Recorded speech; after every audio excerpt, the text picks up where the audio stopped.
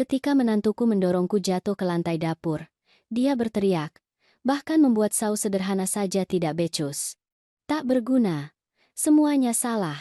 Teriaknya, sementara putriku, yang berada di ruang tamu, pura-pura tidak mendengar apa-apa. Yang tidak mereka ketahui adalah aku baru saja menerima sepucuk surat dari bank. Sepucuk surat yang akan mengubah bukan hanya takdirku, tetapi juga takdir mereka. Dan untuk pertama kalinya dalam beberapa tahun, aku tersenyum di dalam hati. Namun, sebelum aku melanjutkan, pastikan kamu sudah berlangganan saluran ini dan tulis di kolom komentar. Dari mana kamu menonton video ini? Kami senang mengetahui sejauh mana kisah-kisah kami menjangkau kalian. Namaku Siti, usiaku 68 tahun, dan hingga 3 bulan lalu, aku tinggal sendirian di rumah kecilku di pinggiran Yogyakarta. Di sanalah aku membesarkan satu-satunya putriku, Ayu, setelah suamiku, Joko, meninggal karena serangan jantung hampir 20 tahun lalu. Aku selalu mandiri, menjalani hidupku dengan martabat dan kebebasan. Semuanya berubah ketika aku jatuh dan tulang pinggulku retak. Memang tidak parah, tetapi dokter bilang aku akan membutuhkan bantuan selama beberapa bulan saat masa pemulihan. Saat itulah Ayu menyarankan aku pindah ke rumah dia dan suaminya, Budi. Bu, ini hanya sementara, sampai ibu benar-benar pulih, katanya, dengan nada suara yang aku kenal baik. Itu adalah nada yang sama yang dia gunakan saat masih kecil ketika dia ingin membujukku. Dan dengan begitu, ibu bisa membantu kami dengan beberapa hal di rumah, seperti memasak. Budi sangat suka masakan ibu. Aku ragu. Sesuatu di dalam diriku tahu bahwa itu bukan ide yang baik, tetapi prospek sendirian selama pemulihan lebih menakutkan bagiku. Lagi pula, itu putriku yang meminta bantuan. Bagaimana mungkin aku menolak? Jadi, aku mengemasi barang-barang penting dan pindah ke apartemen mereka. Itu adalah tempat yang bagus, modern, dengan 3 kamar tidur. Kamar tamu akan menjadi kamarku untuk sementara waktu. Kecil, tetapi cukup nyaman. Beberapa hari pertama berjalan tenang. Aku masih menyesuaikan diri, minum obat pereda nyeri, dan melakukan fisioterapi di rumah.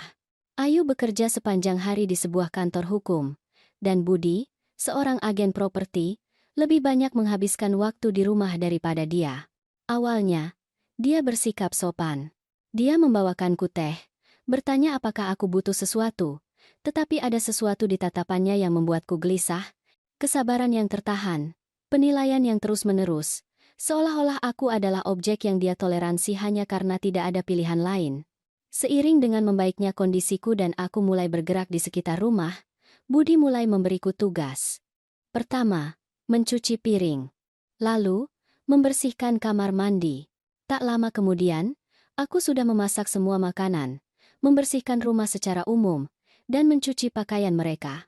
Fisioterapiku menjadi kendala dalam jadwal tugas yang diam-diam dia bebankan padaku. Ayu, ini bukan yang kita sepakati, kataku padanya suatu malam ketika kami sedang berdua. Aku masih dalam pemulihan, dan rasanya aku berubah menjadi pembantu rumah tangga kalian. Putriku mengalihkan pandangan, tatapan yang sama saat dia remaja, dan aku tahu dia salah tetapi tidak mau mengakuinya. Bu, ibu tahu sendiri Budi sangat teratur. Dia suka semuanya dilakukan sesuai caranya. Tolong jangan membuat masalah. Ini hanya untuk beberapa minggu lagi. Namun, minggu berganti menjadi 2 bulan, dan Budi menjadi semakin menuntut, semakin kritis. Tidak ada yang aku lakukan yang cukup baik. Rumah tidak cukup bersih, pakaian tidak disetrika dengan baik, makanan tidak pas, dan Ayu, putriku satu-satunya, anak yang aku besarkan sendiri dengan begitu banyak cinta, dia hanya menghilang, hadir secara fisik, tetapi secara emosional berada di tempat lain, seolah-olah dia membangun tembok agar tidak mendengar, tidak melihat apa yang terjadi di dalam rumahnya sendiri. Pada sore yang nahas itu, aku sedang menyiapkan sambal tomat, resep sederhana yang sudah aku buat selama puluhan tahun. Budi masuk ke dapur, melihat panci, dan memasang wajah jijik. Apa yang sedang kamu buat? Sambal tomat untuk makan malam. Jawabku tanpa melihatnya, melanjutkan pekerjaanku. Itu bukan sambal tomat. Terlalu kental dan warnanya mengerikan. Bukan begitu caranya. Aku menarik napas dalam-dalam. Budi, aku membuat sambal ini sejak sebelum kamu lahir. Rasanya sudah pas. Saat itulah dia meledak. Wajahnya memerah karena marah, mata melotot seperti binatang liar. Bahkan membuat saus sederhana saja tidak becus, wanita tua tak berguna, semuanya salah. Dia mencengkeram lenganku dengan kuat, menarikku menjauh dari kompor. Aku kehilangan keseimbangan. Pinggulku belum sepenuhnya pulih, dan aku jatuh ke lantai dapur. Budi, apa yang kamu lakukan? Suara Ayu datang dari pintu dapur. Dia baru saja tiba dari tempat kerja tepat pada saat itu. Dia jatuh sendiri. Jawabnya dingin. Kamu tahu betapa cerobohnya orang tua. Unbardolibaut, just does not die zalais. Duduk di lantai, dengan tangan memegang pelipisku, aku memperhatikan putriku. Dia melihatku, lalu Budi, lalu ke lantai. Dan dia tidak mengatakan apa-apa. Sama sekali tidak ada. Pada saat itu, sesuatu di dalam diriku berubah. Rasa sakit fisik dapat ditahan, tetapi luka di jiwa, pengabaian dari putriku sendiri, itu lebih menyakitkan daripada pukulan apapun. Aku bangkit sendiri, terhuyung-huyung, dan berjalan ke kamarku. Aku menutup pintu dan duduk di tempat tidur, masih merasakan kepala berdenyut. Saat itulah aku melihat amplop yang datang pagi itu. Surat dari bank yang belum aku buka. Dengan tangan gemetar, aku merobek amplop dan mulai membaca. Dan saat kata-kata itu fokus, jantungku berdebar kencang. Itu tentang suamiku, Joko. Tentang rekening bank rahasia yang dia simpan. Rekening yang tidak diketahui siapapun. Rekening dengan nilai yang membuat mataku terbelalak. Aku tidak percaya. Joko, mendiang suamiku, telah meninggalkan harta tersembunyi. Dan aku adalah satu-satunya penerima manfaat. Di sana, duduk di tempat tidur itu, dengan kepala sakit dan martabat hancur berkeping-keping, aku mulai menyusun rencana. Sebuah rencana yang akan membuat Budi dan Ayu menyesali perlakuan mereka terhadapku. Aku menyeka wajahku dengan tisu dan tersenyum. Untuk pertama kalinya dalam waktu yang lama, kekuatan ada di tanganku, dan aku akan menggunakannya. Keesokan paginya, aku terbangun dengan kepala berdenyut, tetapi tekadku tak tergoyahkan. Luka kecil di pelipisku sudah berhenti berdarah, hanya menyisakan bekas keunguan yang aku coba sembunyikan dengan rambut. Aku tidak ingin Budi atau Ayu melihat adanya perbedaan dalam tingkah lakuku. Mereka harus percaya bahwa aku masih wanita tua yang rapuh dan penurut. Aku keluar kamar dan pergi ke dapur untuk menyiapkan sarapan seperti biasa.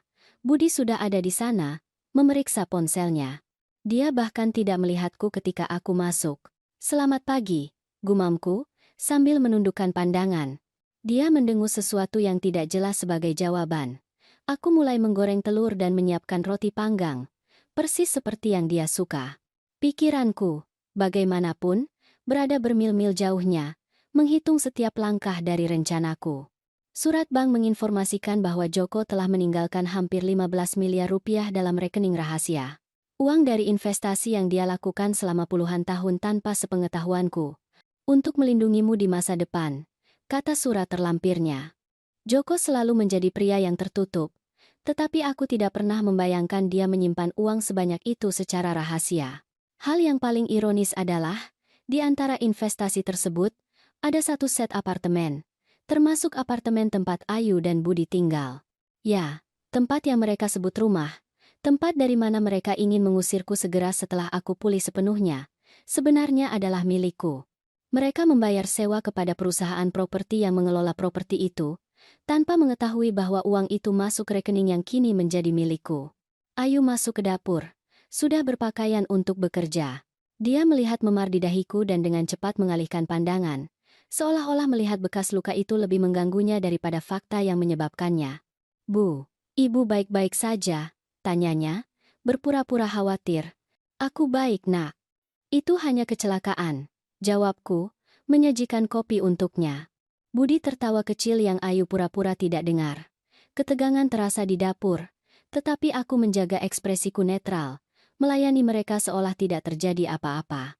Begitu mereka pergi bekerja, aku mengambil ponselku dan menelepon bank. Aku perlu mengonfirmasi semuanya secara pribadi dan mengambil alih warisan itu. Eksekutif rekening sangat membantu ketika aku menjelaskan situasinya. "Ibu Siti, Kami perlu ibu datang ke cabang dengan dokumen-dokumen ibu untuk menyelesaikan proses transfer aset. Bapak Joko telah mengatur semuanya dengan sangat baik, tetapi ada beberapa prosedur hukum yang harus dipenuhi secara langsung. Aku mengerti. Bisakah aku datang hari ini? Tentu saja. Dengan senang hati kami akan melayani ibu. Saya hanya meminta ibu membawa kartu identitas dan surat yang kami kirimkan. Aku menutup telepon dan segera memesan taksi. Cabang bank berada di pusat kota, sekitar 20 menit dari sana. Sambil menunggu, aku berdandan sebaik mungkin, mengenakan salah satu dari sedikit pakaian yang layak yang aku bawa. Aku ingin terlihat bermartabat ketika aku masuk ke bank itu. Dalam perjalanan, pikiranku berkecamuk. Aku tidak pernah menjadi orang yang pendendam. Aku selalu percaya pada pengampunan dan pengertian. Tetapi penghinaan yang terus-menerus, ketidaksopanan, dan terutama keheningan putriku yang bersalah telah menciptakan luka yang tidak akan sembuh hanya dengan permintaan maaf sederhana. Bank itu adalah bangunan yang megah di jantung finansial Jakarta. Aku merasa kecil saat memasuki lobi marmer, tetapi aku menegakkan bahu dan berjalan menuju konter layanan. Aku diarahkan ke ruang pribadi di mana seorang manajer rekening sudah menungguku. "Ibu Siti, senang bertemu dengan ibu," kata pria berjas gelap itu sambil berdiri untuk menyambutku. "Saya Arman, manajer investasi. Kami sudah menunggu kunjungan ibu cukup lama." "Bagaimana bisa?" tanyaku, bingung. "Begini, Bapak Joko meninggal hampir 20 tahun yang lalu, dan instruksinya adalah memberitahu ibu tentang investasi ini hanya dalam kasus kebutuhan yang sangat mendesak. Aras Tandal, Karasan Yune. Kami menerima pemberitahuan dari sistem tentang pergerakan di properti tempat ibu tinggal, menunjukkan kemungkinan perubahan. Saat itulah kami memutuskan untuk menghubungi ibu." Aku duduk, mencerna informasi itu. Joko telah memikirkan segalanya, bahkan sistem yang akan melindungiku jika aku kehilangan rumah. "Mari kita bahas detailnya," lanjut Arman, membuka map di atas meja. "Seperti yang kami sebutkan dalam surat, Bapak Joko meninggalkan sekitar 15 miliar rupiah dalam berbagai investasi.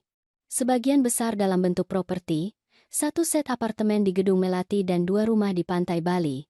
Ada juga investasi keuangan dan saham yang menghasilkan keuntungan signifikan selama bertahun-tahun." Dia menunjukkan kepadaku dokumen, kontrak, laporan. Realitas kekayaan itu mulai terwujud di depan mataku. Aku, yang selalu hidup begitu sederhana, menghitung setiap sen agar tidak boros, kini adalah wanita kaya. Dan mengenai apartemen di Gedung Melati, tempat putriku tinggal saat ini, apakah dia tahu properti itu milik suamiku? Arman memeriksa beberapa dokumen. "Tidak, Bu. Kontraknya atas nama perusahaan Inmobiliaria Jaya, yang mengelola semua properti. Penyewa tidak mengetahui siapa pemilik sebenarnya. Itu adalah langkah kerahasiaan yang Bapak Joko pilih. Itu sempurna untuk rencanaku. Tidak ada yang tahu aku adalah pemilik apartemen itu, bahkan putriku. Arman, aku perlu melakukan beberapa perubahan segera. Pertama, aku ingin mengambil alih kendali langsung semua properti. Kedua, aku ingin meninjau semua kontrak sewa. Dan ketiga, aku secara khusus ingin mengevaluasi kembali kontrak apartemen 302 di Gedung Melati." Manajer itu mengangguk, tanpa mempertanyakan motifku. Kami menghabiskan 2 jam berikutnya mengatur transfer semua aset atas namaku dan mendirikan rekening bank baru dengan akses ke semua uang. Ketika aku meninggalkan bank, sudah hampir waktu makan siang. Aku membawa kartu kredit baru di saku, tanpa batas pengeluaran, dan perasaan kekuatan yang belum pernah aku rasakan sebelumnya. Rasanya seperti dunia baru terbuka di hadapanku. Alih-alih kembali ke apartemen Ayu, aku menuju ke hotel mewah di pusat kota. Aku butuh ruang untuk berpikir, untuk merencanakan setiap detail dari apa yang akan terjadi selanjutnya. Di resepsionis, aku memesan eksekutif suite untuk seminggu. "Ada barang bawaan, Bu?"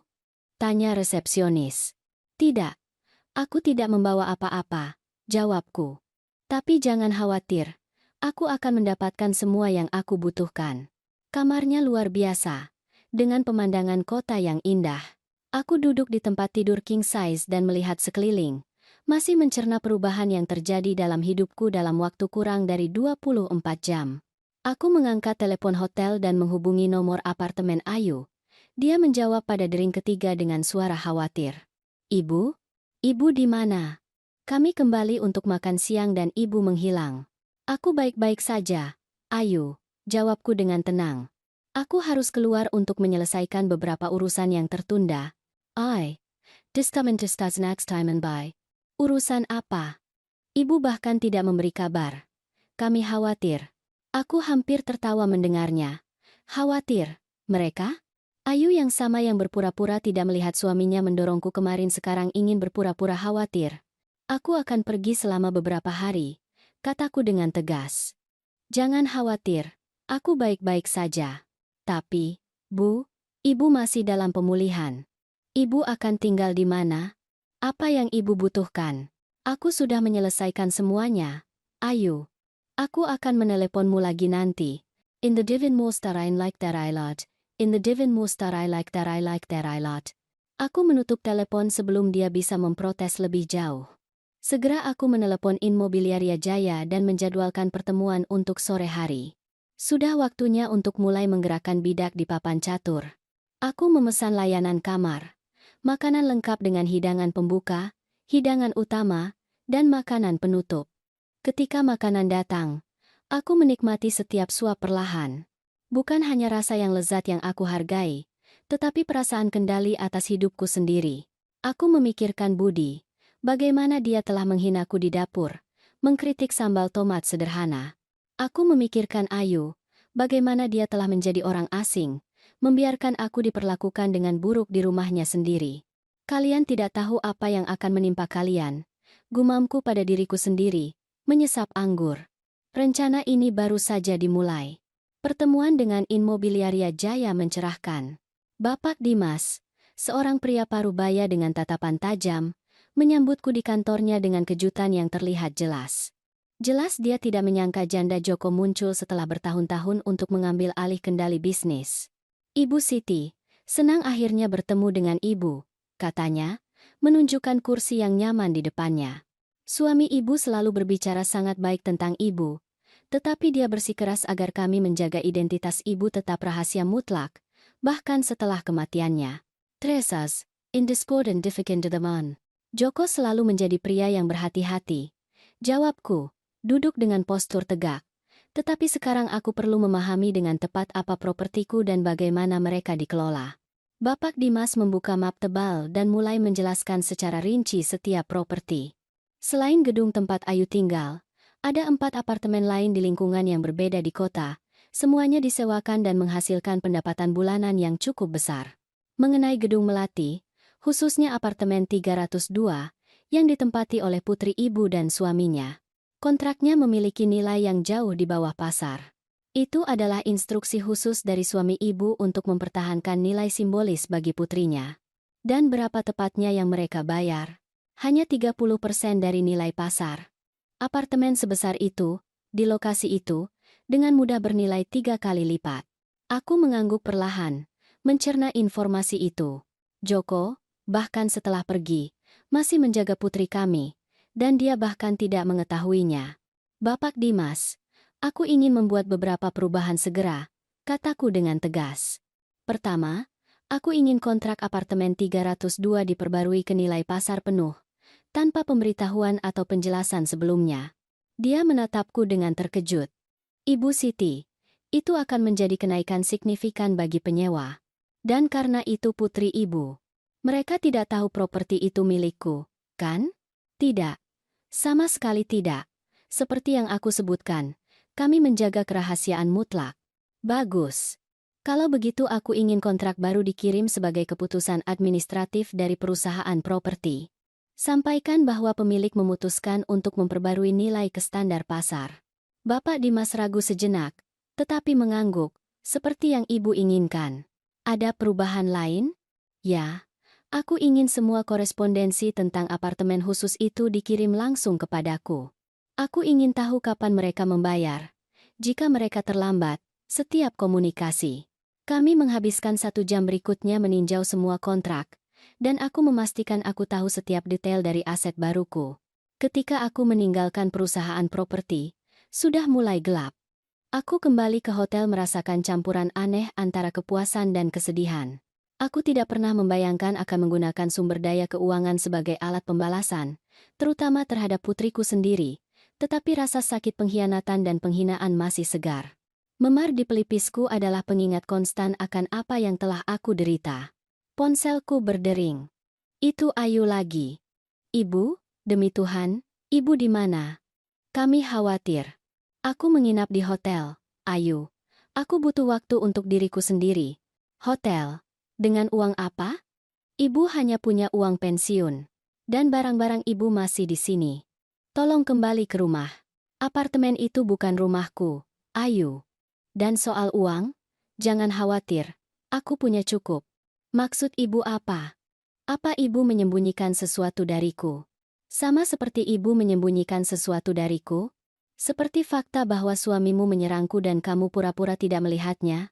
Keheningan berat menyelimuti saluran telepon. Bu, ibu jatuh. Itu kecelakaan. Jangan bohongi aku, Ayu. Jangan bohongi dirimu sendiri. Budi mendorongku, dan kamu melihatnya, dan kamu tidak melakukan apa-apa. Aku mendengar napas terpotong dari sisi lain. Bu, semuanya rumit. Budi memiliki temperamen yang sulit, tetapi dia sedang mengalami banyak tekanan di tempat kerja dan... Cukup. Aku memotong dengan tegas. Aku tidak ingin mendengar alasan. Aku ingin kamu merenungkan keputusanmu. Aku akan tinggal di hotel untuk saat ini. Jangan cari aku sampai aku menghubungimu. Aku menutup telepon dengan hati yang berat. Bagaimana kita bisa sampai pada titik ini? Bagaimana putriku, yang aku besarkan dengan begitu banyak cinta, bisa menjadi kaki tangan penghinaanku? Dalam beberapa hari berikutnya, aku mendedikasikan diriku untuk transformasi total. Aku pergi ke toko serba ada dan membeli seluruh koleksi pakaian. Pakaian elegan yang tidak pernah aku pikir akan aku kenakan. Aku mengunjungi salon kecantikan mewah, di mana aku memotong dan mewarnai rambut, meninggalkan penampilan wanita tua yang aku pakai dalam beberapa tahun terakhir. Setiap pakaian baru, setiap perubahan dalam penampilanku, seperti melepaskan lapisan kehidupan penyangkalan diri. Aku telah menghabiskan puluhan tahun menyangkal diriku, pertama untuk suamiku, lalu untuk putriku. Aku selalu menempatkan kebutuhan orang lain di atas kebutuhanku sendiri. Saat aku melihat ke cermin hotel, aku hampir tidak mengenali wanita yang terpantul, rambut pendek dan rapi, postur yang lebih percaya diri, pakaian yang menghargai bentuk tubuhku alih-alih menyembunyikannya. Seminggu setelah aku meninggalkan apartemen Ayu, aku menerima telepon pertama dari Bapak Dimas. Ibu Siti, seperti yang Ibu minta, kontrak baru telah dikirim ke apartemen 302. Kenaikan akan berlaku mulai bulan depan. It's not my lake, and I'm my lake, it's not my lakeside. Ada reaksi. Ya, kami menerima telepon yang cukup marah dari Bapak Budi. Dia menuntut untuk berbicara dengan pemilik dan mengatakan kenaikannya tidak adil dan ilegal. Dan apa yang kalian jawab? Tepat seperti yang Ibu instruksikan kepada kami, bahwa pemilik lebih memilih untuk tetap anonim dan bahwa nilai tersebut sesuai dengan pasar saat ini. Aku tersenyum dalam hati, membayangkan ekspresi Budi saat menerima berita itu. Kenaikan itu akan menjadi dampak signifikan pada anggaran mereka, terutama mengingat gaya hidup yang mereka jalani. Bagus, Bapak Dimas. Tolong terus kabari aku tentang perkembangan apapun. Aku tidak perlu menunggu lama. Sore itu juga, Ayu meneleponku lagi, dengan suara yang jelas-jelas kesal. Ibu tidak akan percaya. Perusahaan properti mengirimi kami kontrak baru dengan kenaikan yang tidak masuk akal. 3 kali lipat dari yang kami bayar saat ini. Itu keterlaluan. Ingreston, Indias to stand me. I was stand demand as nigh. Benarkah? Situasi yang sangat tidak menyenangkan. Jawabku, menjaga suaraku netral. Budi marah besar. Dia mencoba berbicara dengan pemilik, tetapi perusahaan properti menolak untuk mengungkapkan siapa pemiliknya. Mereka mengatakan mereka memiliki hak penuh untuk menyesuaikan nilai ke harga pasar. Dan mereka memang memiliki hak itu. Komentarku dengan tenang. Tapi bagaimana kami akan membayar itu? Ibu tahu betapa sulitnya kami. Dan dengan ibu di sini maksudku, dengan biaya tambahan yang kami miliki sekarang. Jadi itu dia. Aku adalah biaya tambahan. Bukan seorang ibu yang membutuhkan dukungan sementara. Bukan seseorang yang pantas dihormati dan dirawat. Hanya biaya yang tidak nyaman. Mungkin kalian harus mencari tempat yang lebih terjangkau untuk ditinggali. Saranku. Tapi kami suka apartemen ini. Kami sudah tinggal di sini selama 5 tahun. Semua barang kami tertata. Furnitur dipilih secara khusus untuk ruangan ini. Kami tidak bisa begitu saja pergi. Kalau begitu, bayarlah nilai yang adil. Bu, ibu tidak membantu. Aku pikir ibu bisa memberi kami saran yang berguna, bukan kedinginan seperti ini. Kemunafikan itu begitu besar sehingga aku hampir tertawa. Ayu, apakah kamu ingat ketika aku didorong di dapur dan kepalaku terbentur? Apakah kamu ingat bagaimana kamu tidak membelaku? Bagaimana kamu lebih memilih untuk membuang muka? Kedinginan itu seperti itu, nak. Sekarang, permisi, aku ada janji. Aku menutup telepon, merasakan campuran rasa bersalah dan kepuasan. Aku tahu aku bersikap keras, tetapi itu hanya fase pertama dari rencanaku. Aku ingin mereka merasakan sedikit dari ketidakberdayaan yang aku rasakan.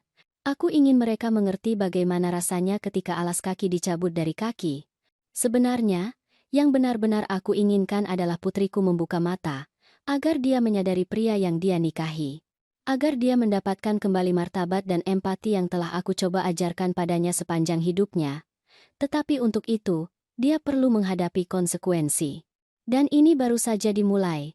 2 minggu berlalu. Aku tetap di hotel, mengatur kehidupan baruku.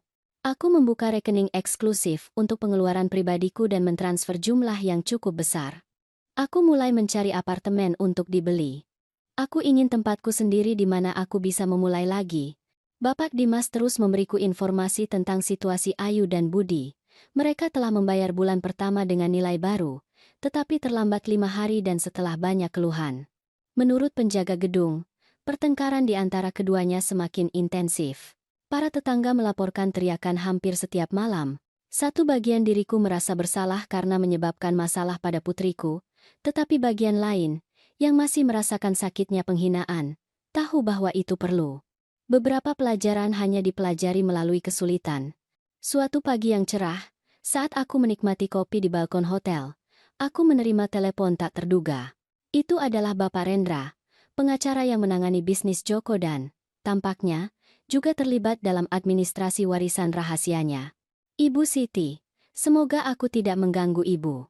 Bank memberitahuku bahwa ibu akhirnya mengetahui aset yang ditinggalkan suamimu. Ya, Pak. Itu kejutan yang cukup besar. Aku bisa membayangkan. Joko membuatku berjanji untuk merahasiakan semuanya sampai benar-benar diperlukan. Dia selalu bilang ibu adalah wanita yang terlalu kuat untuk membutuhkan jaring pengaman finansial. Itu mengejutkanku. Joko mengira aku kuat. Pria yang sama yang mengambil semua keputusan keuangan, yang tidak pernah melibatkan aku dalam urusan uang. Aku punya informasi tambahan yang perlu didiskusikan secara pribadi. Lanjut pengacara itu. Bapak Joko meninggalkan instruksi spesifik tentang aset tertentu. Kami menjadwalkan pertemuan untuk sore itu juga di kantornya.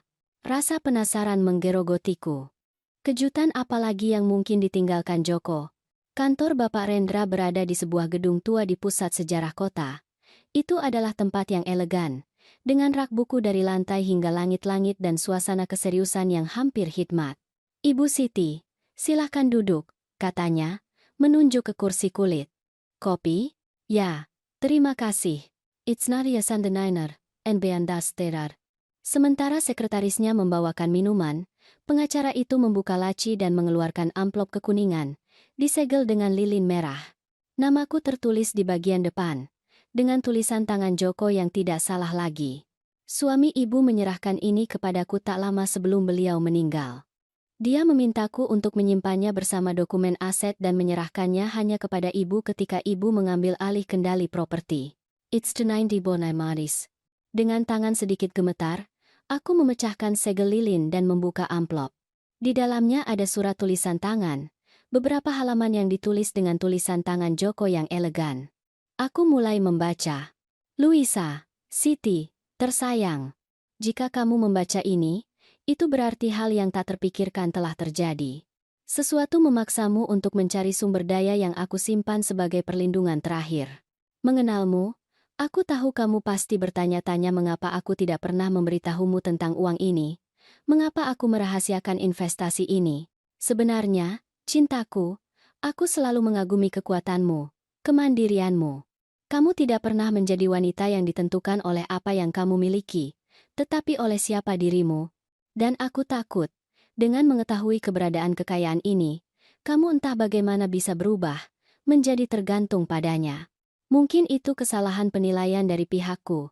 Mungkin aku seharusnya lebih percaya padamu. Tetapi niatku selalu untuk melindungimu, memastikan bahwa kamu tidak akan pernah terlantar. Di antara properti, kamu akan menemukan apartemen tempat Ayu kita tinggal. Itu adalah keputusan yang disengaja dariku untuk membeli properti itu melalui perusahaan dan menyewakannya dengan harga simbolis. Aku ingin memastikan putri kita akan selalu memiliki rumah yang aman. Tanpa itu terlihat seperti amal. Kamu tahu betapa bangganya kamu. Tetapi Siti, cintaku, jika kamu mengakses sumber daya ini sekarang, itu berarti sesuatu yang serius telah terjadi. Aku percaya pada penilaianmu. Aku percaya pada kekuatanmu. Gunakan uang ini sesuka hatimu. Itu hakmu. Ingat saja bahwa, tidak peduli apa yang terjadi, kamu selalu dan akan selalu menjadi wanita terkuat yang pernah aku kenal. Wanita yang menghadapi hidup di sisiku tanpa pernah mengeluh tentang kesulitan. Wanita yang membesarkan putri kita dengan begitu banyak cinta dan dedikasi. Jangan pernah meragukan kekuatanmu sendiri, Siti, dan jangan pernah biarkan orang lain meragukannya juga. Dengan semua cintaku, hari ini dan selamanya, Joko. Air mata membasahi wajahku ketika aku selesai membaca. Aku tidak menangis seperti ini sejak pemakaman Joko. Rasanya seperti dia ada di sana bersamaku, berbicara langsung ke hatiku melalui kata-kata yang ditulis bertahun-tahun yang lalu itu. Bapak Rendra menunggu dengan sabar sampai aku menenangkan diri, menawarkan tisu dan lebih banyak kopi. Suami ibu adalah pria yang luar biasa, Ibu Siti. Dia sangat mencintai ibu. Ya, bisikku, menyeka air mata. Dia memang begitu. Ada hal lain yang perlu aku serahkan kepada ibu, kata pengacara itu, membuka laci mejanya. Dia mengeluarkan kotak beludru biru kecil dan meletakkannya di atas meja. Joko meminta agar ini menyertai surat itu. Aku membuka kotak itu dengan hati-hati. Di dalamnya ada kalung emas halus dengan liontin berbentuk kunci kecil. Itu simbolis, jelas Bapak Rendra. Dia bilang itu mewakili kebebasan yang dia ingin ibu miliki jika ibu perlu memulai lagi. Aku segera mengenakan kalung itu. Kunci emas itu terasa dingin di kulitku, tepat di atas jantungku. Rasanya seperti Joko menyuruhku untuk terus maju, untuk membuka pintu baru. Terima kasih, Pak. Ini sangat berarti bagiku. Aku meninggalkan kantor dengan hati yang lebih ringan. Meskipun air mata, kata-kata Joko bergema di benakku. Jangan pernah meragukan kekuatanmu sendiri. Dia selalu tahu bahwa hari ini mungkin datang. Hari di mana aku perlu bangkit sendiri dan menghadapi kesulitan yang bahkan dia tidak bisa memprediksi. Kembali ke hotel, aku duduk di balkon dengan segelas anggur, menyaksikan matahari terbenam mewarnai langit dengan warna oranye dan merah muda. Aku memikirkan Ayu, bagaimana dia tumbuh, keputusan yang dia ambil. Aku memikirkan Budi, kekejamannya, bagaimana dia menunjukkan karakter aslinya. Aku memikirkan diriku sendiri, wanita yang dulu aku dan wanita yang sedang aku jalani. Surat Joko telah menyentuhku secara mendalam, tetapi alih-alih menyimpangkanku dari jalan yang telah aku pilih, itu memperkuat tekadku. Ini bukan lagi tentang balas dendam, tetapi tentang keadilan, menetapkan batasan, membuat diriku dihormati. Malam itu aku mengambil keputusan. Aku menelepon Bapak Dimas. Aku perlu Bapak mengirimkan komunikasi lain ke apartemen 302, kataku dengan tegas.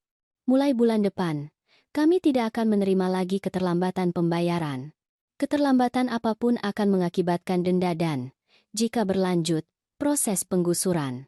Ibu Siti, apakah Ibu yakin? Itu adalah prosedur yang cukup ketat. Aku benar-benar yakin. Terapkan aturan yang sama seperti yang akan kalian terapkan pada penyewa lainnya. Setelah menutup telepon, aku mengirim pesan ke Ayu. Aku ingin makan siang denganmu besok. Hanya kamu, tanpa Budi. Kita punya hal penting untuk didiskusikan. Jawabannya datang hampir seketika. Tentu, Bu. Aku merindukan Ibu. Kita bertemu di mana? Aku memberitahunya sebuah restoran mewah di pusat kota, tempat yang belum pernah kami kunjungi bersama. Aku ingin tempat netral untuk pembicaraan kami. Keesokan paginya, aku berpakaian dengan sangat hati-hati. Aku memilih setelan celana panjang dan blazer berwarna biru tua yang memberiku kepercayaan diri, dilengkapi dengan kalung kunci yang ditinggalkan Joko. Aku melihat ke cermin dan melihat wanita yang berbeda dari yang dilempar ke lantai di dapur putrinya sendiri. Aku melihat seseorang dengan tujuan, dengan kekuatan, dengan martabat. Aku tiba di restoran tepat jam 12 siang. Ayu sudah ada di sana, dengan gugup memeriksa ponselnya. Ketika dia melihatku, matanya membelalak kaget. "Ibu, itu ibu." Aku tersenyum, duduk di depannya. "Ya, nak, ini aku." Ibu sangat berbeda. Rambutnya, pakaiannya. "Perubahan itu perlu," jawabku singkat. Pelayan mendekat dan kami memesan. Ayu tampak gelisah. Matanya terus kembali ke penampilanku yang berubah, ke perhiasan di leherku, ke kepercayaan diri dalam posturku. "Bu, aku khawatir tentang ibu." Ibu menghilang begitu saja, menginap di hotel. Dengan uang apa? Dan sekarang ibu muncul benar-benar berubah. Apa ada sesuatu yang terjadi yang aku tidak tahu?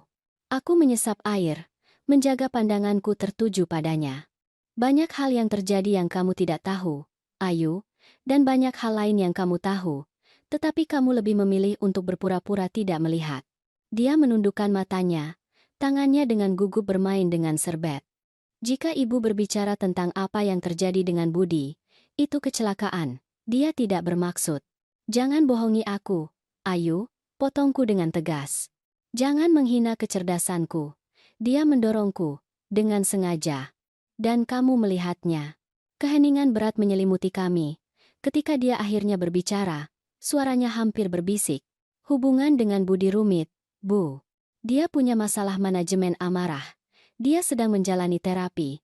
Kadang-kadang dia membaik, kadang-kadang memburuk. Dan karena itu kamu membiarkan dia menyerang ibumu." Air mata mulai membasahi wajahnya. "Aku takut, Bu. Aku takut dengan apa yang akan dia lakukan jika aku menghadapinya secara langsung." Jantungku menciut. Ayu bukan hanya kaki tangan. Dia juga korban. "Dia sudah menyakitimu, kan?" Dia tidak menjawab dengan kata-kata, tetapi keheningannya mengatakan segalanya.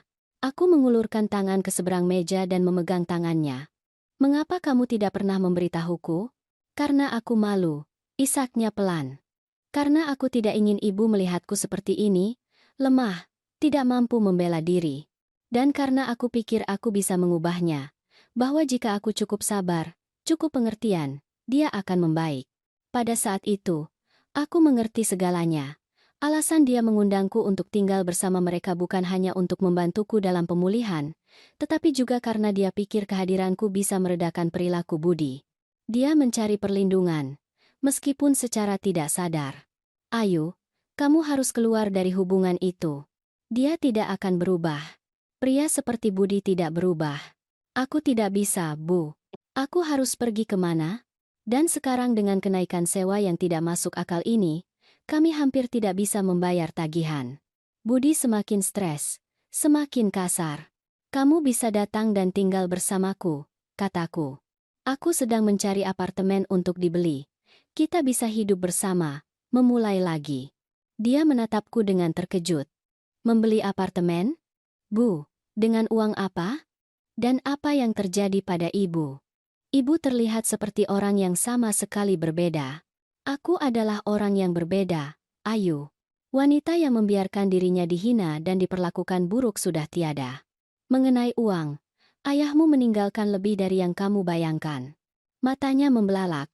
"Ayah? Tapi dia meninggal hampir 20 tahun yang lalu." "Ya, dan dia jauh lebih berpandangan jauh daripada yang kita bayangkan." Aku menceritakan sebagian dari cerita itu. Tentang surat dari bank, tentang investasi yang Joko lakukan. Aku tidak menyebutkan bahwa apartemen mereka adalah salah satu investasi itu, belum. "Tapi mengapa ibu tidak pernah memberitahuku ini sebelumnya?" "Karena aku sendiri baru mengetahuinya. Ayahmu mengatur semuanya agar aku hanya diberitahu jika terjadi kebutuhan yang sangat mendesak." Makanan tiba, tetapi Ayu hampir tidak menyentuhnya. Dia mencerna semuanya, mencoba menyelaraskan citra ibu yang patuh dan bergantung dengan wanita yang percaya diri dan mandiri secara finansial di depannya. Apa yang akan ibu lakukan sekarang? Pertama aku akan membeli tempatku sendiri. Setelah itu, aku ingin membantumu melepaskan diri dari Budi. Tetapi, Ayu, kamu harus menginginkannya. Kamu harus bersedia mengambil langkah itu. Dia mengangguk perlahan. Air mata masih mengalir diam-diam. Aku takut, Bu. Sangat takut. Aku tahu, Nak. Tapi kamu harus tahu sesuatu. Kamu lebih kuat dari yang kamu kira. Kamu adalah putri Joko dan aku. Kekuatan ada dalam darahmu. Saat kami selesai makan, aku merasa telah menanam benih. Aku tidak memaksa Ayu untuk membuat keputusan saat itu. Dia perlu menemukan keberaniannya sendiri, jalannya sendiri menuju kebebasan. Yang tidak dia ketahui adalah aku sudah punya rencana. Dan rencana itu akan melibatkan Budi menghadapi konsekuensi penuh dari tindakannya lebih cepat daripada yang dia bayangkan. Sebuah rencana yang akan dimulai dengan pemberitahuan penggusuran yang sudah disiapkan oleh kantor Bapak Dimas. Dalam beberapa hari berikutnya, aku mengintensifkan pencarianku akan apartemen. Aku ingin tempat yang luas, dengan 2 kamar tidur, 1 untukku dan 1 untuk Ayu, untuk saat dia siap meninggalkan Budi. Aku menemukan properti yang sempurna di lingkungan yang tenang dekat taman di kawasan elit Jakarta. Itu cerah, berventilasi baik, dengan balkon luas, menghadap ke timur, di mana matahari pagi akan masuk dengan berlimpah. Aku segera membuat tawaran tunai. Pemiliknya menerima tanpa ragu. Lagi pula, siapa yang akan menolak pembayaran penuh, tanpa pembiayaan atau birokrasi? Dalam seminggu, apartemen itu atas namaku. Saat aku mengatur kepindahanku ke rumah baruku, aku menerima telepon lagi dari Bapak Dimas. Suaranya terdengar tegang. Ibu Siti, kita punya situasi di apartemen 302. Apa yang terjadi? Pembayaran bulan ini jatuh tempo 10 hari yang lalu, dan kami belum menerima jumlahnya. Kami mengirimkan pemberitahuan denda sesuai instruksi ibu, dan itu memicu reaksi yang cukup marah. Reaksi macam apa? Bapak Budi muncul di kantor kami. Dia terlihat sangat marah, berteriak, menuntut untuk berbicara dengan pemilik. Ketika kami memberitahu dia bahwa itu tidak mungkin, dia membuat ancaman. Kami harus memanggil keamanan untuk mengawalnya keluar. Jantungku berdebar kencang. Jika Budi mampu berperilaku seperti itu di depan umum, di lingkungan profesional, apa yang tidak akan dia lakukan di dalam rumah, di mana tidak ada yang bisa melihatnya? Bapak Dimas, segera kirimkan pemberitahuan formal yang menuntut pembayaran dalam 48 jam, di bawah ancaman memulai proses penggusuran. Ibu Siti, apakah ibu yakin? Itu putri ibu. Aku benar-benar yakin. Dan tolong, instruksikan tim Bapak untuk mencatat setiap perilaku tidak pantas dari Bapak Budi. Itu mungkin diperlukan di masa depan. Begitu aku menutup telepon, aku menelepon Ayu. Dia menjawab dengan suara pelan, hampir berbisik. Bu, aku tidak bisa bicara sekarang. Kamu baik-baik saya, Ayu? Kamu aman? Ya, ya. Hanya saja ini bukan waktu yang tepat. Budi sangat gugup tentang sewa. Kami menerima pemberitahuan denda hari ini. Dia di mana sekarang? Dia pergi ke perusahaan properti untuk mencoba bernegosiasi. Dengarkan aku baik-baik. Ayo. Aku ingin kamu datang menemuiku. Sekarang. Aku tidak bisa, Bu. Dia akan marah besar jika aku pergi. Itulah mengapa kamu harus pergi. Tidakkah kamu melihat polanya? Kontrolnya? Ledakan amarahnya? Kekerasan? Aku mendengar napas terpotong dari sisi lain telepon. Tidak pernah seburuk ini seperti dalam beberapa minggu terakhir, dia mengakui. Sejak sewa naik, dia mengalami ledakan hampir setiap hari. Kemarin dia membanting piring ke dinding karena makan malam dingin. There's nas kata there's nas to this. In the next to there's nas kata this. Ayu, ini hanya akan memburuk. Tolong, datang temui aku. Aku di apartemen baruku. Catat alamatnya. Aku akan menunggu. Aku akan mencoba, Bu. Tapi aku tidak bisa janji apa-apa. Aku menutup telepon dengan perasaan cemas. Situasinya meningkat lebih cepat dari yang aku bayangkan. Satu bagian diriku ingin mundur, membatalkan pemberitahuan, mengampuni utang sewa. Tetapi bagian lain tahu bahwa itu hanya akan menunda yang tak terhindarkan. Budi perlu dihadapkan pada konsekuensi dari tindakannya. Aku menghabiskan beberapa jam berikutnya merapikan kamar yang akan menjadi milik Ayu, memasang spray baru, mengatur ruangan agar terasa nyaman. Itu adalah caraku mewujudkan harapan bahwa dia akan datang, bahwa dia akan memilih kebebasan. Sekitar pukul 7 malam, bel pintu berdering, jantungku melonjak. Aku membuka pintu, dan di sana berdiri Ayu, dengan tas tangan kecil dan mata bengkak karena menangis. "Bolehkah aku masuk?" Aku memeluknya tanpa berkata apa-apa, merasakan tubuhnya gemetar di pelukanku. Aku menutup pintu dan menuntunnya masuk. "Kamu aman sekarang," bisikku, mengelus rambutnya seperti yang aku lakukan ketika dia kecil dan mengalami mimpi buruk. "Tidak ada yang akan menyakitimu di sini." Ayu sedikit menjauh, melihat sekeliling dengan terkejut. "Tempat ini milik ibu." "Indah sekali, Bu." "Milik kita," koreksiku dengan lembut. "Kamarmu sudah siap. Now the times." Aku menunjukkan apartemen itu padanya, berakhir di kamar yang telah aku siapkan khusus untuk kedatangannya. Ayu duduk di tempat tidur, tampak kelelahan dan bingung. "Aku tidak tahu harus berbuat apa, Bu. Seluruh hidup kami ada di apartemen itu. Semua furnitur, pakaian, dokumen. Kita bisa mengambil barang-barangmu ketika sudah aman, atau membeli yang baru, jika perlu. Yang penting sekarang adalah kamu ada di sini." Dia mengangguk, membiarkan air mata mengalir lagi. Budi akan marah besar ketika dia tahu aku pergi. Dia kembali dari perusahaan properti dengan marah, mengatakan bahwa mereka tidak kompeten, bahwa pemiliknya adalah lintah darat, bahwa dia akan menuntut semua orang. Ketika aku bilang padanya mungkin lebih baik mencari tempat yang lebih murah, dia melempar ponselnya ke dinding.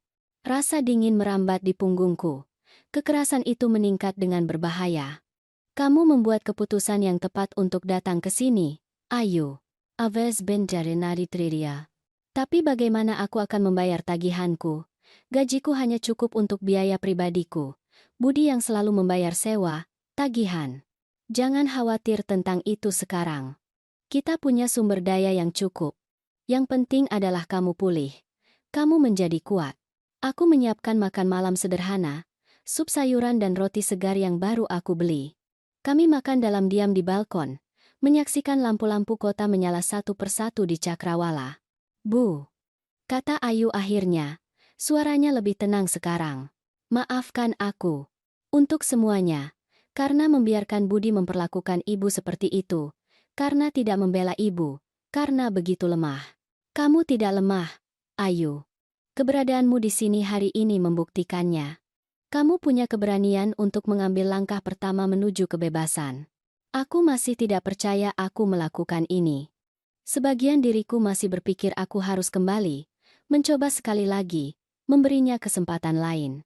Begitulah cara kerja siklus kekerasan. Dia memperlakukanmu dengan buruk, lalu meminta maaf, berjanji untuk berubah, bersikap baik untuk sementara waktu, sampai ledakan berikutnya. Dan setiap siklus lebih buruk dari yang sebelumnya. Dia mengangguk perlahan, mengakui kebenaran dalam kata-kataku. "Bagaimana ibu menjadi begitu bijak tentang ini?" Aku tersenyum sedih. Mengamati, membaca, dan terutama, menjalaninya. "Aku menghabiskan beberapa minggu diperlakukan buruk di rumahmu, Ayu. Aku melihat perilaku Budi, tanda-tanda bahaya, kendali yang dia lakukan atas dirimu. Kami terdiam lagi, masing-masing tenggelam dalam pikiran kami sendiri. Setelah makan malam, Ayu pergi ke kamarnya, kelelahan secara emosional dan fisik. Aku tetap di ruang tamu, memikirkan langkah selanjutnya. Aku tahu Budi tidak akan mudah menerima kepergian Ayu. Pria seperti dia menganggap istri mereka properti, bukan pasangan. Dia akan mencoba membawanya kembali, menggunakan taktik apapun. Permintaan, janji, ancaman. Kami harus siap. Keesokan paginya, aku bangun pagi-pagi dan menemukan Ayu sudah di dapur, membuat kopi. Ada tekad baru di matanya. "Selamat pagi, Bu. Kuharap ibu tidak keberatan. Aku pakai dapur ibu." "Tentu saja aku tidak keberatan. Ini rumahmu juga." Dia tersenyum, meletakkan secangkir kopi panas di depanku. Aku sudah berpikir. Aku perlu mengambil barang-barangku dari apartemen. Dokumen penting, beberapa pakaian, barang-barang pribadi, tetapi aku takut pergi sendiri. "Aku tidak akan membiarkanmu pergi sendiri," jawabku segera. Sebenarnya, Aku punya ide yang lebih baik. Aku akan meminta Bapak Dimas dari perusahaan properti untuk menemani kita. Sebagai perwakilan pemilik, dia punya wewenang untuk hadir, dan kita juga akan membawa satpamnya. Mata Ayu terbelalak. Mereka akan melakukan itu. Percayalah padaku. Mereka akan melakukannya. In the data, is a lemon times adalah Ryan. Aku menelepon Bapak Dimas dan menjelaskan situasinya. Dia awalnya ragu. Menemani penyewa dalam perselisihan rumah tangga bukanlah bagian dari tugasnya.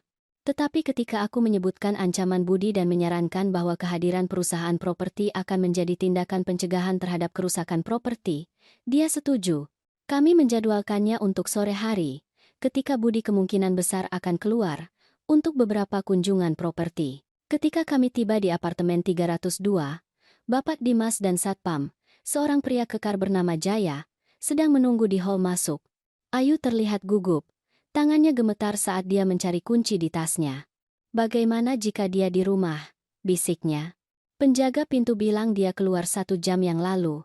Bapak Dimas meyakinkan. Bagaimanapun, kami di sini untuk menjamin keamanan Anda. Ayu membuka pintu perlahan. Apartemen itu dalam keadaan kacau balau yang mengejutkanku. Botol-botol minuman keras kosong berserakan di ruang tamu. Piring kotor menumpuk di wastafel dapur, pakaian berserakan di mana-mana. Ya Tuhan, gumam Ayu. Dia tidak pernah meninggalkan rumah seperti ini. Dia selalu sangat teliti dengan kebersihan.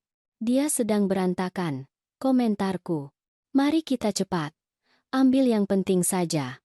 Ayu pergi ke kamar utama sementara aku tetap di ruang tamu bersama Bapak Dimas dan Jaya. Satpam diam-diam memeriksa lingkungan, mencatat tanda-tanda kerusakan, bekas benturan di dinding, vas pecah di sudut, pintu lemari yang lepas dari engselnya. Bapak Budi tampaknya memiliki temperamen yang meledak-ledak. Komentar Bapak Dimas, dengan kekhawatiran yang jelas dalam suaranya. Bapak tidak tahu seberapa meledak-ledak. Jawabku dengan suara pelan. Ayu kembali 15 menit kemudian dengan 2 koper besar. Tampaknya berisi pakaian dan barang-barang pribadi. Dia menyembunyikan dokumen-dokumenku, katanya, terlihat gelisah. Paspor, akta, ijazahku, tidak ada di tempatnya. Itu adalah ciri khas para pelaku kekerasan. Menyembunyikan dokumen penting adalah bentuk kendali, untuk mencegah korban melarikan diri. Mari kita cari, saranku. Dia tidak mungkin membawanya. Selama 20 menit berikutnya, kami menggeledah apartemen secara metodis. Bapak Dimas yang akhirnya menemukan map yang tersembunyi di bagian belakang lemari penyimpanan di dapur. Aku pikir ini yang kamu cari, katanya, menyerahkan map itu kepada Ayu. Dia membukanya dan menghela napas lega melihat dokumen-dokumennya utuh. Terima kasih, sekarang kita bisa pergi. Kami hampir sampai di pintu ketika kami mendengar suara kunci.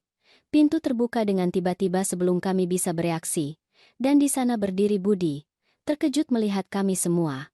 Matanya bergerak perlahan dari Ayu ke koper, ke aku, ke Bapak Dimas, dan ke Satpam.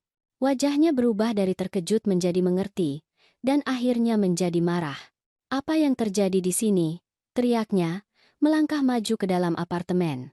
Jaya, Satpam, melangkah maju, berdiri di antara kami dan Budi. Ibu Ayu hanya mengumpulkan barang-barang pribadinya, kata Bapak Dimas dengan suara tenang dan profesional. Sebagai perwakilan dari perusahaan properti, aku di sini untuk memastikan properti tidak mengalami kerusakan selama proses ini. Properti. Budi tertawa pahit. Kalian mengkhawatirkan properti terkutuk itu sementara istriku meninggalkanku? Ini ulahmu, kan? Dia menunjukku, dengan mata merah.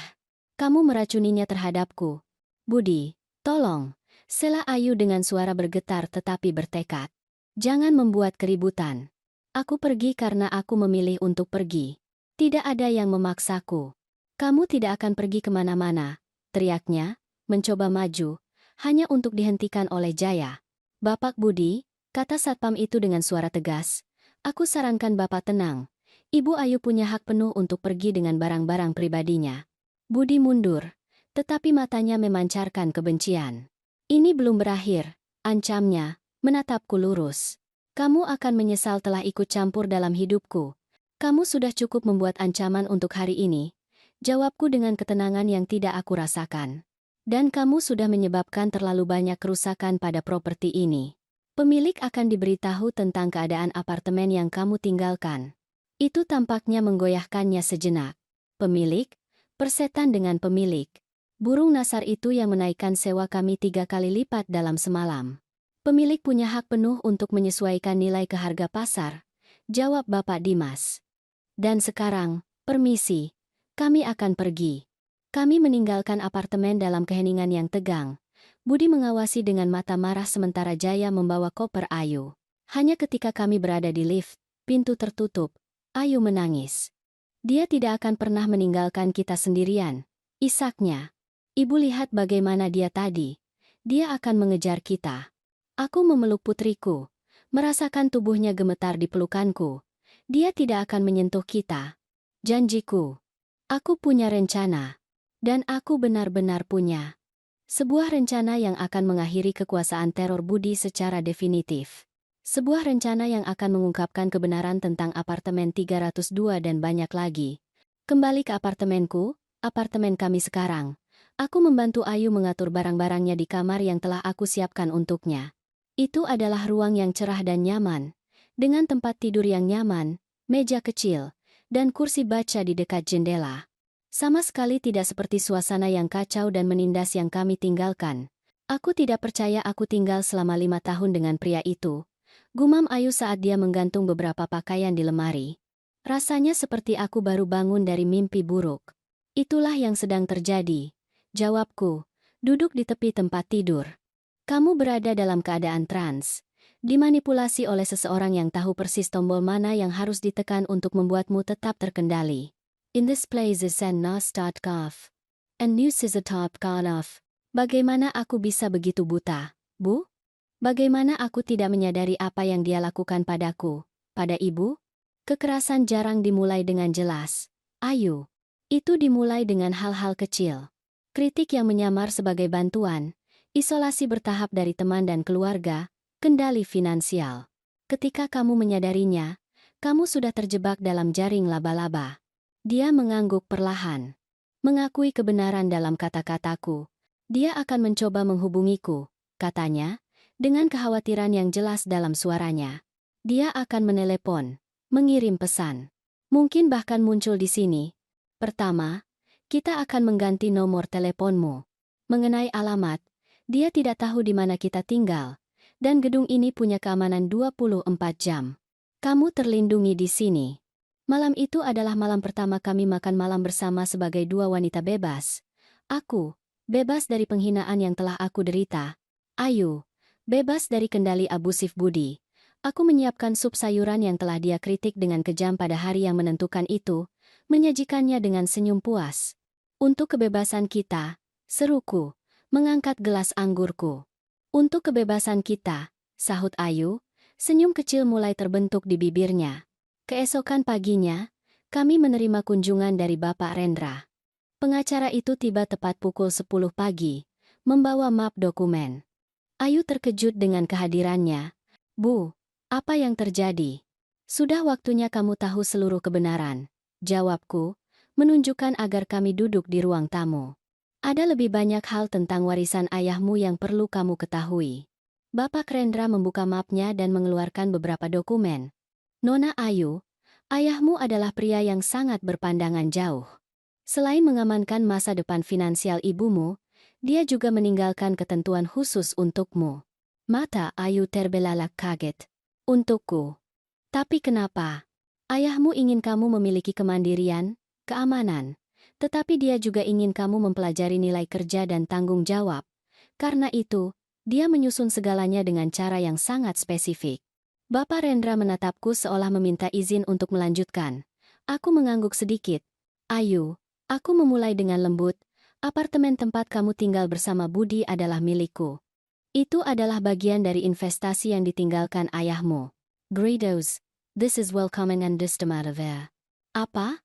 Ketidakpercayaan terpampang di wajahnya. Sewa yang dikurangi yang kalian bayar selama bertahun-tahun adalah keringanan yang ditetapkan ayahmu. Cara untuk membantu kalian tanpa terlihat seperti amal. Tapi kalau begitu, kenaikan sewa? Aku yang memerintahkannya. Aku mengonfirmasi. Ketika Budi mendorongku hari itu di dapur, ketika kamu memilih untuk membuang muka, ada sesuatu yang hancur di dalam diriku. Aku perlu kalian merasakan beban dari tindakan kalian. Andendau, it sense came a man's die. Ayu terdiam sejenak, mencerna semuanya.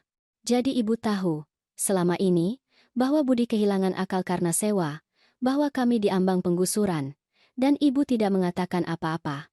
Kebencian dalam suaranya terasa jelas, dan sejenak aku bertanya-tanya apakah aku sudah terlalu jauh. Ayu, aku perlu kamu melihat siapa Budi sebenarnya.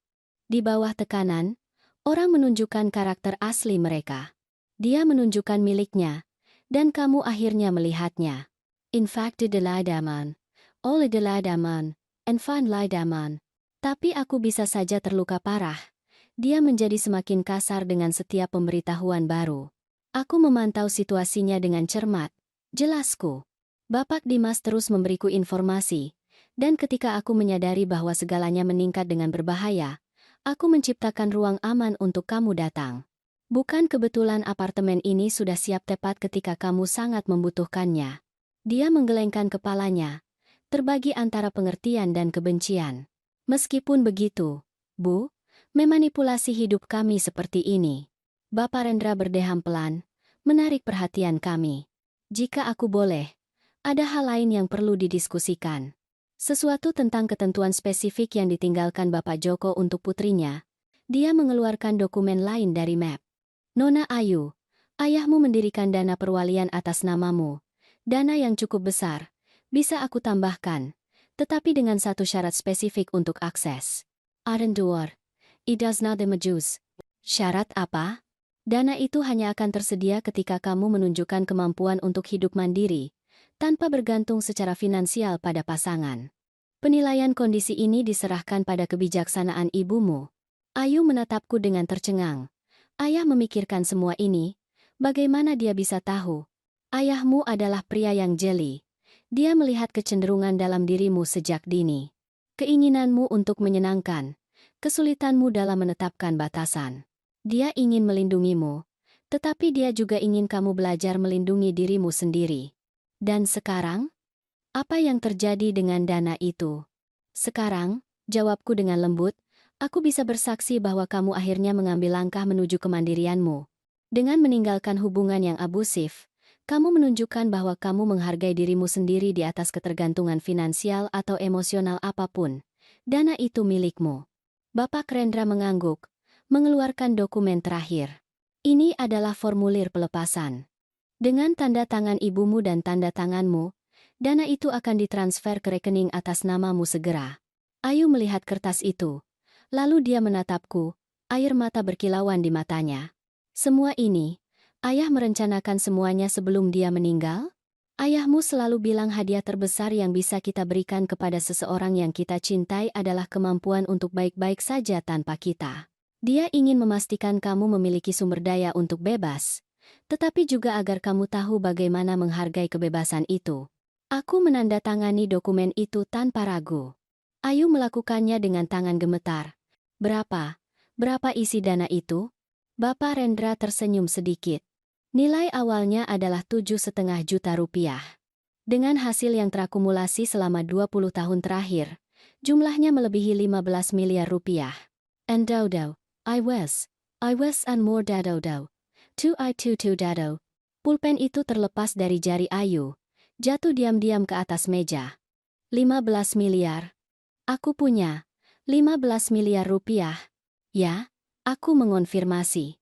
Cukup bagimu untuk memulai hidupmu persis seperti yang kamu inginkan, tanpa harus bergantung pada siapapun, tanpa harus menerima kurang dari yang pantas kamu dapatkan.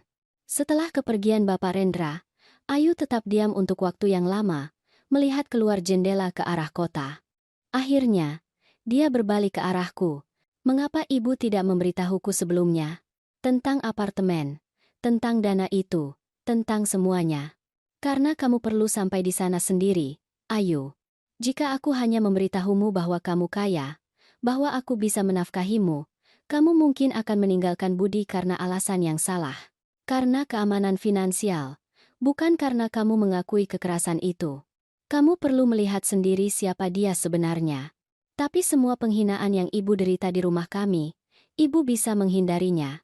In fact, even sejauh PBATNI desara lakis, alura karalais. Mungkin, aku mengakui, tetapi kemudian aku hanya akan menjadi ibu mertua kaya yang mencoba mengendalikan kehidupan putrinya. Kamu tidak akan mempelajari pelajaran yang paling penting. Pelajaran apa? Bahwa tidak ada kenyamanan materi yang sebanding dengan martabatmu. Bahwa tidak ada hubungan yang harus mengorbankan harga dirimu. Dia mendekat dan memelukku. Memelukku erat-erat. Terima kasih, Bu. Karena tidak menyerah padaku. Bahkan ketika aku tampaknya menyerah pada ibu. Amode, kanten sendiaf. Amode kanten sende.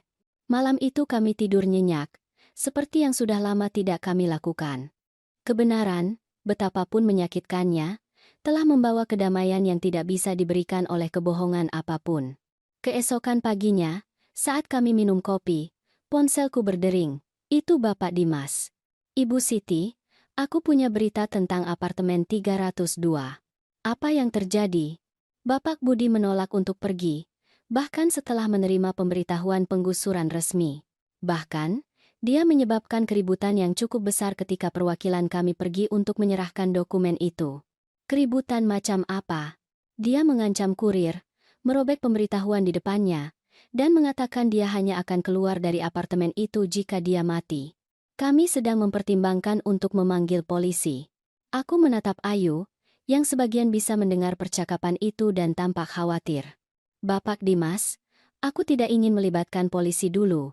Aku punya ide yang lebih baik. Bisakah Bapak mengatur kunjungan ke apartemen 302 hari ini? Aku ingin secara pribadi memeriksa kondisi properti. Ibu Siti, mengingat perilaku Bapak Budi, aku rasa itu tidak bijaksana. Aku akan membawa satpam bersamaku, dan aku perlu Bapak hadir sebagai perwakilan resmi dari perusahaan properti. Setelah beberapa perdebatan, dia setuju dengan enggan. Ayu menatapku dengan mata lebar. Bu, apa yang Ibu rencanakan? Ibu tidak akan menghadapi Budi, kan? Itulah yang akan aku lakukan. Sudah waktunya dia tahu siapa pemilik sebenarnya dari apartemen itu. Tidak, itu terlalu berbahaya. Ibu lihat betapa tidak stabilnya dia. Aku memegang tangannya di antara tanganku. Ayu, beberapa pria hanya mengerti ketika mereka dihadapkan secara langsung. Budi perlu mengerti bahwa dia tidak bisa lagi mengintimidasi siapapun. Tidak kamu, tidak aku, tidak karyawan perusahaan properti.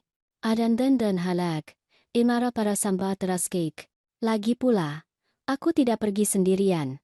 Bapak Dimas akan ada di sana, dengan keamanan.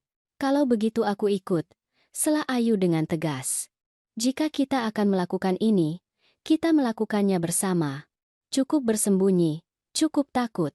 Aku melihat di matanya tekad yang belum pernah aku perhatikan sebelumnya, kekuatan yang sangat mirip dengan tatapan Joko. Aku mengangguk. Bersama, kalau begitu. Pukul 3 sore, kami berada di hall gedung Melati. Bapak Dimas menunggu kami dengan 2 satpam kekar. Wajahnya menunjukkan kekhawatiran yang jelas. Ibu Siti, Nona Ayu, aku masih bisa menyarankan kalian untuk mempertimbangkannya kembali.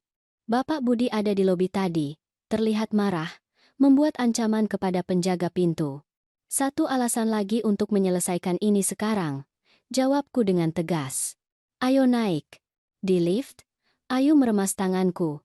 Aku bisa merasakan dia gugup, tetapi juga bertekad. Ketakutan tidak lagi mengendalikannya. Ketika kami sampai di lantai, salah satu satpam keluar lebih dulu, memeriksa lorong. Itu kosong. Kami mendekati pintu apartemen 302. Bapak Dimas mengetuk dengan kuat. Bapak Budi, Inmobiliaria Jaya, kami perlu bicara dengan Anda. Kami mendengar gerakan di dalam apartemen, diikuti oleh langkah kaki yang berat. Pintu terbuka dengan tiba-tiba. Budi ada di sana, mata merah. Janggut tidak dicukur, jelas dia tidak tidur nyenyak. Tatapannya langsung tertuju pada Ayu. Kamu kembali, katanya, senyum aneh terbentuk. Lalu dia memperhatikan kami yang lain. Apa ini? Sebuah intervensi. Bapak Budi, Bapak Dimas memulai dengan suara profesional. Kami datang untuk memeriksa kondisi properti dan mendiskusikan situasi penggusuran. Batas waktu untuk pengosongan sukarela berakhir besok. Aku sudah bilang aku tidak akan pergi kemana-mana. geramnya. Ini rumahku selama 5 tahun.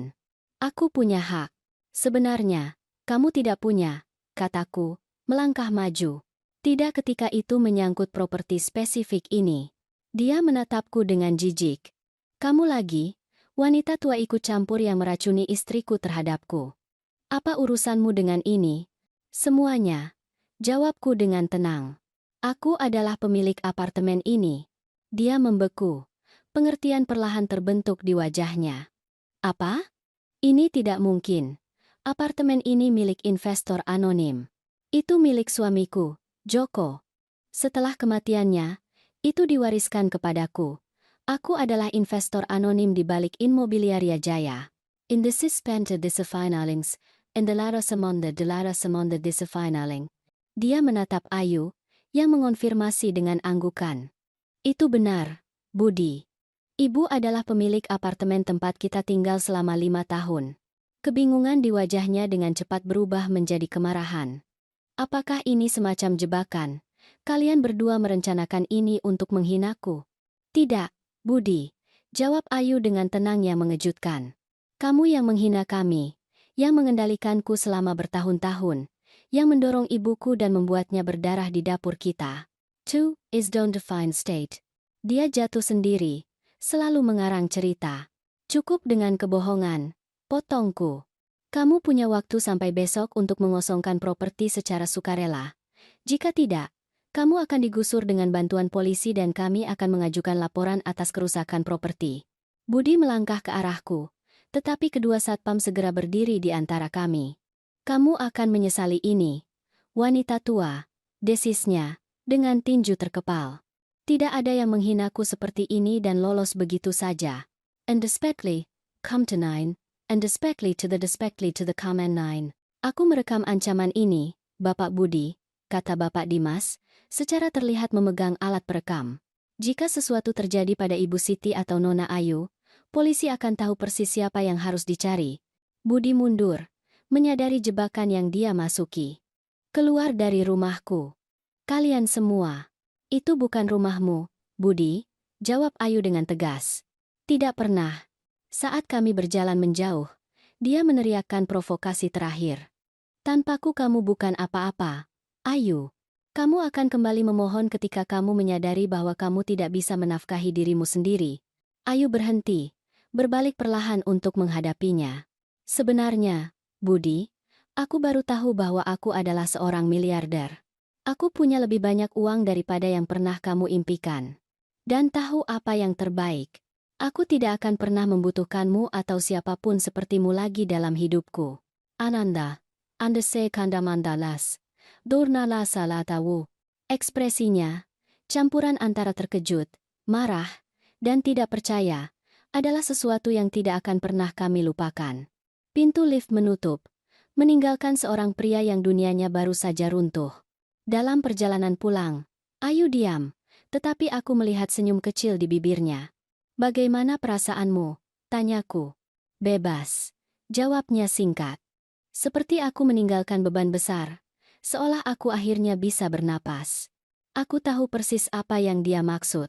Itu seperti yang aku rasakan sejak aku menerima surat dari bank itu, sejak aku menemukan bahwa aku tidak perlu menerima perlakuan buruk, bahwa aku punya kekuatan untuk mengubah situasiku, kekuatan kemandirian, kekuatan martabat yang dipulihkan, kekuatan untuk mengetahui bahwa tidak ada orang lain yang bisa menjatuhkan kami ke lantai dan lolos begitu saja. Dalam beberapa hari berikutnya, kami mengamati dari kejauhan perkembangan situasi Budi. Seperti yang diharapkan, dia menolak untuk pergi secara sukarela, dan penggusuran resmi dieksekusi dengan bantuan polisi. Bapak Dimas terus memberi kami informasi tentang setiap langkah. Bagaimana Budi berteriak dan menendang saat dia dikawal keluar dari gedung. Bagaimana dia mengancam akan menuntut semua orang. Bagaimana dia akhirnya menangis di lobi sebelum dibawa pergi. Dalam keadaan lain mungkin aku akan merasa kasihan. Tetapi ingatan akan jatuh di lantai. Keheningan bersalah Ayu, penghinaan setiap hari. Semua itu telah mengeraskan sesuatu di dalam diriku. Bukan balas dendam yang aku cari, tetapi keadilan. Dan keadilan telah ditegakkan. Apartemen 302 membutuhkan renovasi total setelah kepergian Budi. Dinding memiliki bekas tinju, lemari rusak, lantai tergores. Rasanya seperti dia melampiaskan semua amarahnya pada properti itu, sebagai tindakan pembangkangan terakhir.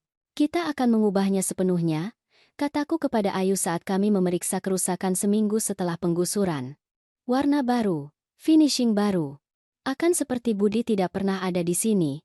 Dan setelah itu kita bisa menjualnya atau menyewakannya dengan harga yang adil. Terserah kamu. Ayu melihat sekeliling. Apartemen yang kosong menggemakan kenangan yang jelas ingin dia lupakan. Jual. Dia memutuskan. Aku tidak ingin ada hubungan dengan tempat ini. Ini mewakili fase hidupku yang lebih baik aku tinggalkan. Aku mengangguk. Proses penyembuhan terkadang melibatkan pemutusan ikatan sepenuhnya, memulai dari awal. Dalam minggu-minggu berikutnya, hidup kami memasuki ritme baru. Ayu mulai menghadiri sesi terapi untuk memproses tahun-tahun kekerasan psikologis. Aku menemaninya dalam beberapa sesi bersama, di mana kami dapat secara terbuka mendiskusikan bagaimana kami sampai pada titik itu. Bagaimana kami membiarkan Budi menyusup di antara kami, menghancurkan ikatan ibu anak yang selalu begitu kuat. Dia teliti, jelas terapi selama sesi. Isolasi, gaslighting, kendali finansial, adalah taktik klasik para pelaku kekerasan, dan mereka biasanya menargetkan hubungan korban dengan orang-orang yang mungkin menyadari kekerasan itu, terutama ibu. This had advantage, about say, and not a do and done. Ayu menangis menyadari bagaimana dia telah dimanipulasi, bagaimana Budi telah memutarbalikkan persepsinya tidak hanya tentang dirinya sendiri, tetapi juga tentang aku. Maafkan aku, Bu, isaknya, memegang tanganku, karena meragukan ibu, karena membiarkan dia menyakiti ibu. Itu bukan salahmu, jawabku, juga dengan air mata di mata. Kamu juga korban. Yang penting adalah kita berdua menemukan kekuatan kita. Kita berdua membebaskan diri. I got it too. Problemen. Di rumah, kami mulai menetapkan tradisi baru, kebiasaan baru. Kami makan malam bersama setiap malam, berbagi kejadian hari itu. Pada hari Minggu, kami menyiapkan makanan bersama. Aku biasanya bertanggung jawab atas hidangan utama, Ayu untuk hidangan penutup. Itu adalah cara untuk terhubung kembali, untuk membangun kembali ikatan yang Budi telah berusaha keras untuk hancurkan. Ayu juga mulai menemukan kembali hasrat yang telah dia tinggalkan selama pernikahan. Dia kembali melukis, hobi yang sangat dia cintai saat remaja, tetapi yang Budi terus-menerus remehkan. Dia mendaftar di kursus fotografi, sesuatu yang selalu ingin dia lakukan. Sedikit demi sedikit, aku melihat putriku mekar lagi, mendapatkan kembali tidak hanya kepercayaan dirinya, tetapi juga kegembiraannya. Adapun aku menemukan panggilan baru. Aku mulai menghadiri kelompok dukungan untuk wanita yang telah meninggalkan hubungan yang abusif. Awalnya aku hanya pergi sebagai pendengar, mencerna kisah-kisah wanita lain yang, seperti Ayu, telah membebaskan diri dari pasangan yang mengontrol. Tetapi tak lama kemudian aku mendapati diriku berbagi pengalamanku sendiri, bukan sebagai ibu yang diperlakukan buruk oleh menantunya, tetapi sebagai seorang wanita yang menemukan kekuatan untuk bangkit dan membantu putrinya melakukan hal yang sama. Kalian tidak tahu kekuatan yang kalian miliki di dalam diri kalian, kataku suatu malam kepada kelompok itu. Kekuatan untuk mengatakan tidak, kekuatan untuk menetapkan batasan, kekuatan untuk menuntut rasa hormat. Para wanita yang lebih muda menatapku dengan campuran kekaguman dan harapan. Jika seorang wanita berusia 68 tahun bisa menemukan kembali dirinya, menemukan suara dan kekuatannya, mereka semua juga bisa. Suatu sore, saat aku sedang menata beberapa foto lama, bagian dari proses dekorasi ulang apartemen kami, aku menemukan foto Joko. Dia tersenyum, menggendong Ayu kecil di lengannya, menatap kamera dengan mata lembut yang sangat aku cintai. Kamu tahu, kan? Bisikku pada foto itu. Entah bagaimana kamu tahu bahwa hari ini akan datang, bahwa kami akan membutuhkan kekuatan itu, perisai yang kamu bangun untuk kami. Aku merasakan kehadiran di belakangku. Itu Ayu, memegang 2 cangkir teh. Bicara dengan ayah? Tanyanya dengan senyum kecil. Bisa dibilang begitu, jawabku, menerima cangkir yang dia tawarkan. Aku sedang memikirkan bagaimana dia melindungi kita, bahkan tanpa berada di sini. Ayu duduk di sampingku, mengamati foto itu. Kadang-kadang aku pikir dia entah bagaimana tahu tentang Budi. Komentarnya, seolah-olah dia meramalkan bahwa aku mungkin terlibat dengan seseorang seperti itu. Ayahmu selalu sangat jeli. Dia melihat pola di mana orang lain hanya melihat kebetulan. Mungkin dia melihat sesuatu dalam dirimu, kecenderungan untuk menyenangkan, untuk mencari persetujuan dari luar, dan dia ingin memastikan bahwa kamu memiliki sumber daya untuk membebaskan diri jika kamu menemukan dirimu dalam situasi seperti ini. Aku merindukannya, kata Ayu dengan lembut. Aku berharap dia bisa melihat menjadi siapa aku sekarang.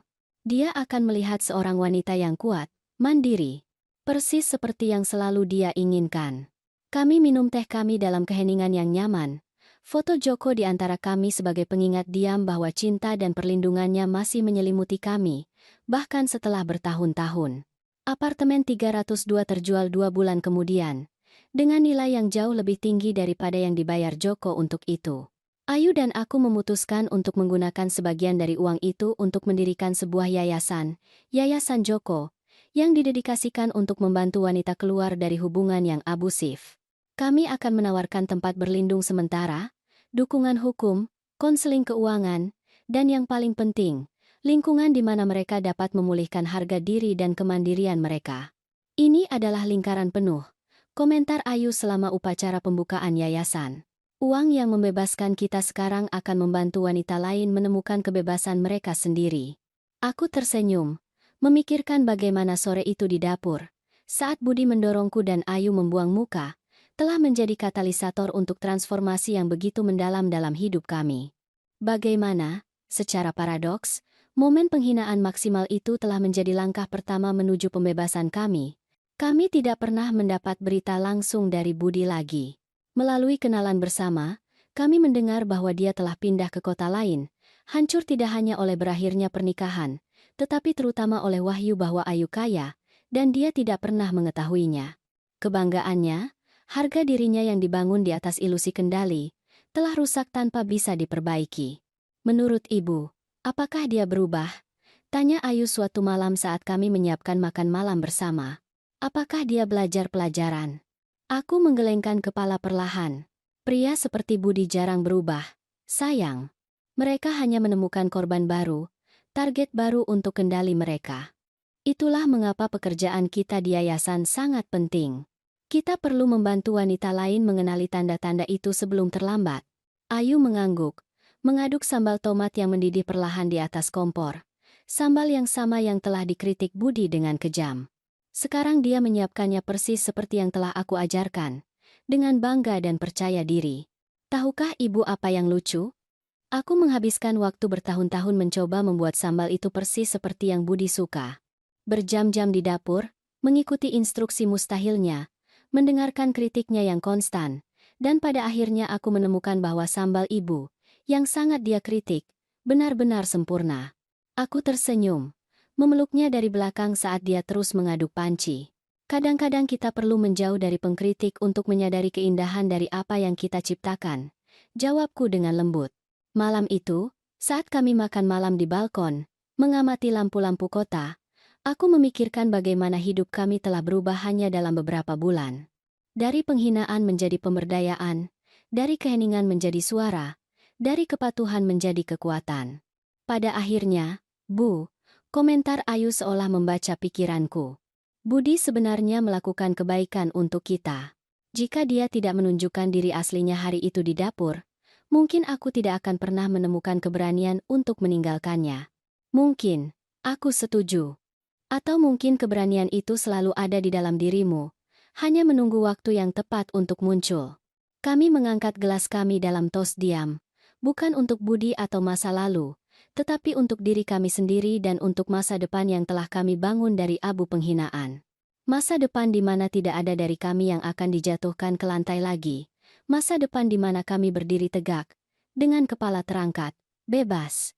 1 tahun berlalu sejak hari jatuh di dapur.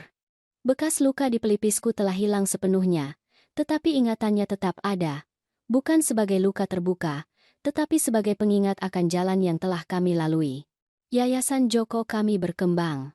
Kami telah membantu puluhan wanita keluar dari hubungan yang abusif, menawarkan tidak hanya tempat berlindung sementara, tetapi juga sumber daya dan dukungan emosional yang diperlukan bagi mereka untuk memulai lagi. Setiap kisah sukses adalah kemenangan kecil. Setiap wanita yang mendapatkan kembali kemandiriannya adalah kesaksian dari warisan Joko. Ayu telah berubah. Wanita yang tidak aman dan patuh yang membiarkan aku diserang di dapurnya telah menghilang sepenuhnya. Di tempatnya ada seorang wanita yang percaya diri, bertekad, yang mengelola yayasan dengan campuran kasih sayang dan efisiensi yang membuatku bangga. Tahukah ibu apa yang paling membuatku terkesan tentang wanita yang kami layani? Komentarnya suatu sore, saat kami menganalisis laporan bulanan yayasan. Bukan hanya keberanian yang mereka tunjukkan saat meninggalkan pelaku kekerasan. Itu adalah bagaimana, setelah bebas, mereka berkembang dengan cara yang bahkan tidak pernah mereka bayangkan mungkin. Seperti kamu, aku mengamati. Dia tersenyum, mengakui kebenaran dalam pengamatan itu. Seperti kita berdua, Bu. Itu benar. Aku juga telah berkembang. Pada usia 69 tahun, aku menemukan versi baru dari diriku. Bukan hanya Ibu Ayu atau Janda Joko, tetapi seorang wanita yang utuh, dengan tujuan dan suara sendiri. Aku menjadi pembicara, berbagi kisahku di pertemuan dan konferensi tentang kekerasan dalam rumah tangga. Usiaku, yang sebelumnya mungkin dianggap sebagai batasan, telah menjadi aset. Orang-orang mendengarkan dengan penuh perhatian ketika aku berbicara. Mereka menghormati kebijaksanaan yang datang dengan kerutan di wajahku. Dalam salah satu konferensi itu, aku didekati oleh seorang wanita elegan, kira-kira seusiaku. Dia menunggu dengan sabar sampai semua peserta lain bubar sebelum mendekat. Kisahnya menyentuhku secara mendalam. Saya Estella, katanya, mengulurkan tangan, dan aku mengalami sesuatu yang sangat mirip dengan menantuku. Kami berbicara selama lebih dari 1 jam hari itu. Estella telah mengalami situasi yang hampir identik. Seorang menantu yang abusif, seorang putri yang tidak dapat memutus siklus, pilihan yang menyakitkan antara membantu dan menghormati batasan yang tampak dari putri dewasa. Perbedaannya, katanya dengan senyum sedih, adalah aku tidak punya Joko untuk meninggalkan jaring pengaman finansial. Aku harus membangun kembali hidupku pada usia 65 tahun. Praktis dari nol. Dan kamu berhasil. Aku mengamati, mengagumi kekuatan wanita itu. Ya, aku berhasil. Bukan dengan sumber daya finansial, tetapi dengan tekad. Aku mendirikan bisnis kue kecil, sesuatu yang selalu aku sukai, dan perlahan-lahan aku membangun pelanggan setia. Sekarang aku punya tokoku sendiri. Kami bertukar kontak hari itu. Estella menjadi bukan hanya seorang teman, tetapi juga kolaborator yang berharga di yayasan. Kisahnya menginspirasi wanita lain, terutama yang lebih tua, menunjukkan bahwa tidak pernah terlalu terlambat untuk memulai lagi, untuk menemukan kembali kekuatan diri sendiri. Estella yang menyarankan, 6 bulan kemudian, agar kami memperluas jangkauan yayasan untuk memasukkan wanita yang lebih tua, yang seringkali tidak terlihat, dalam diskusi tentang kekerasan dalam rumah tangga. Ada jenis kekerasan yang secara khusus menyerang wanita seusia kita, jelasnya selama pertemuan Dewan Yayasan. Itu lebih halus, lebih dinormalisasi secara sosial. Kendali finansial yang dilakukan oleh anak-anak, infantilization oleh pengasuh, kekerasan emosional yang disamarkan sebagai kekhawatiran atas kesehatan. Proyek usia dan martabat lahir dari percakapan itu. Kami menciptakan program khusus untuk wanita di atas usia 60 tahun yang menghadapi situasi kekerasan, seringkali dilakukan oleh kerabat dekat, termasuk anak dan cucu. Kami menawarkan segalanya mulai dari dukungan hukum hingga lokakarya tentang kemandirian finansial dan penggunaan teknologi. Sungguh menakjubkan bagaimana momen rasa sakit dapat berubah menjadi sesuatu yang begitu bermakna. Komentarku kepada Ayu suatu malam, saat kami merayakan ulang tahun pertama yayasan. Kami berada di teras apartemen kami, berbagi sebotol anggur dan mengagumi langit berbintang. Itu adalah salah satu malam yang sempurna, ketika suhu nyaman dan angin sepoi-sepoi membawa aroma melati yang telah kami tanam di pot. Tahukah ibu? Jawabnya, termenung. Kadang-kadang aku berpikir ibu perlu didorong ke lantai agar kita berdua benar-benar bisa bangkit. Metafora itu tepat. Jatuh di dapur itu bersifat harfiah dan simbolis. Titik terendah dari hubungan kami, momen ketika seluruh dinamika keluarga runtuh, tetapi itu juga menjadi katalisator untuk transformasi yang mendalam. Tahukah ibu, lanjut Ayu, bahwa teknik Jepang kintsugi adalah memperbaiki benda-benda yang pecah dengan emas. Idenya adalah bahwa bagian itu menjadi lebih indah dan berharga setelah dipecahkan dan diperbaiki. Seperti kita. Aku menyimpulkan. Persis seperti kita. Malam itu, setelah Ayu pensiun, aku tetap berada di teras untuk beberapa saat lagi, merenungkan jalan yang telah kami tempuh. Aku memikirkan Joko. Bagaimana dia telah meramalkan. Entah bagaimana, bahwa hari ini mungkin datang. Aku memikirkan Budi, pria yang mencoba meremehkan kami dan berakhir menjadi instrumen yang tidak disengaja dari pembebasan kami. Dan aku memikirkan diriku sendiri, wanita yang pernah aku dan yang telah aku jalani. Aku ingat saat tepat aku jatuh ke lantai dapur, keheningan putriku yang memekakkan telinga. Aku ingat penghinaan, ketidakberdayaan, kemarahan. Tetapi sekarang kenangan itu tidak memiliki kekuatan untuk menyakitiku lagi. Itu hanya bagian dari cerita, anak tangga di jalan yang telah membawaku ke sini. 2 hari kemudian, aku menerima telepon tak terduga. Itu dari Bapak Rendra, pengacara yang menangani surat wasiat Joko. Ibu Siti, kuharap ibu baik-baik saja. Aku menelepon ibu karena kami menemukan sesuatu di antara barang-barang suamimu yang menurutku ingin ibu lihat. Aku menjadwalkan pertemuan untuk hari berikutnya. Ketika aku tiba di kantor pengacara, dia menyerahkan kotak kayu kecil, diukir dengan hati-hati. Kami menemukan ini di brankas tua milik Bapak Joko, jelas Bapak Rendra. Rupanya, dia menambahkan instruksi agar itu diserahkan kepada ibu ketika waktunya tepat. Jujur, aku tidak tahu apa maksudnya, tetapi ketika aku mendengar tentang keberhasilan Yayasan Joko, aku merasa mungkin ini saatnya. Aku menerima kotak itu dengan tangan gemetar. Itu lebih berat dari yang terlihat, terbuat dari kayu gelap, dipoles, dengan nama Siti terukir di tutupnya dengan huruf elegan. Ibu lebih suka membukanya secara pribadi? Tanya pengacara itu dengan lembut. Ya, terima kasih. Aku membawa kotak itu pulang, merasakan rasa penasaran yang hampir menyakitkan. Apalagi yang mungkin ditinggalkan Joko untukku? Selain dari semua yang telah aku temukan, Ayu sedang rapat di yayasan. Jadi aku sendirian di rumah. Aku duduk di balkon, meletakkan kotak itu di atas meja, dan membukanya perlahan. Di dalamnya aku menemukan buku catatan kulit coklat, yang sudah tua dimakan waktu, dan amplop kekuningan kecil. Aku membuka amplop itu lebih dulu. Itu berisi catatan singkat, ditulis dengan tulisan tangan Joko yang tidak salah lagi. Siti tersayang, jika kamu membaca ini, itu berarti kamu menemukan kekuatanmu. Aku selalu tahu itu ada di dalam dirimu, menunggu untuk mekar. Ini adalah buku harianku tentang tahun-tahun awal kita bersama. Membacanya kembali baru-baru ini, aku menyadari bagaimana kamu selalu menjadi batu karangku, pelabuhan amanku, bahkan ketika aku tampaknya menjadi yang kuat dalam hubungan itu. Kekuatan diamu mendukungku di saat-saat yang bahkan tidak kamu sadari. Aku ingin kamu melihat dirimu sendiri melalui mataku, wanita luar biasa yang selalu aku lihat, bahkan ketika kamu sendiri tidak bisa melihatnya. Dengan cinta abadi, Joko, if you have no model in disguided nine. Dengan air mata di mata, aku membuka buku harian itu.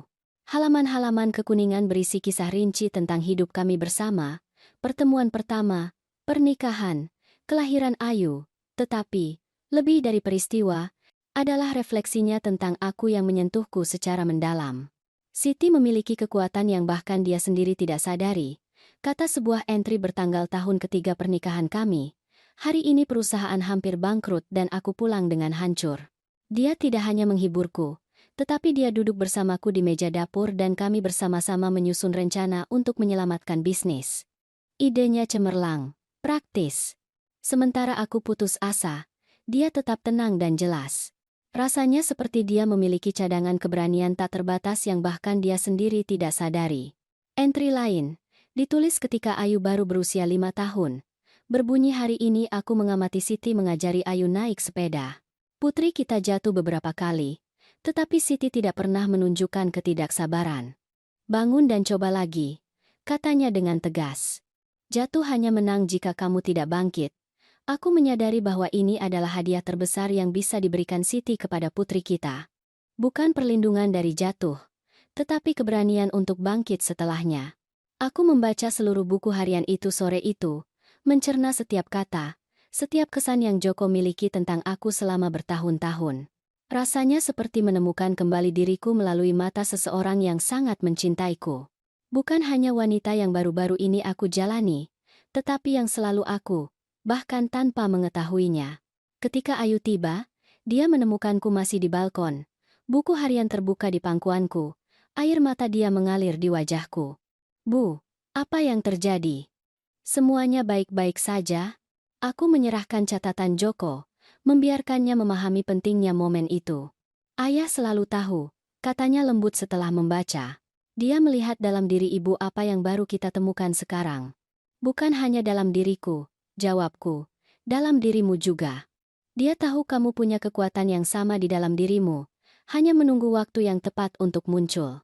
Malam itu aku berbagi dengan Ayu beberapa bagian dari buku harian itu, terutama yang tentang dia, tentang bagaimana Joko mengamati dengan bangga perkembangan karakternya, kecerdasannya, kepekaannya.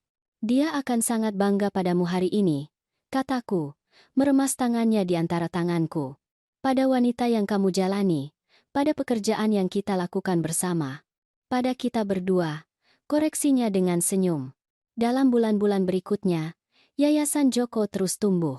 Program usia dan martabat mendapat pengakuan nasional, dan aku diundang untuk berbicara di kongres dan acara tentang hak-hak lansia.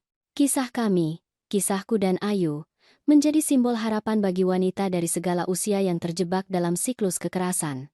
Suatu pagi, saat aku membuat kopi, Ayu masuk ke dapur dengan ekspresi aneh. Bu, ibu sudah cek media sosial hari ini?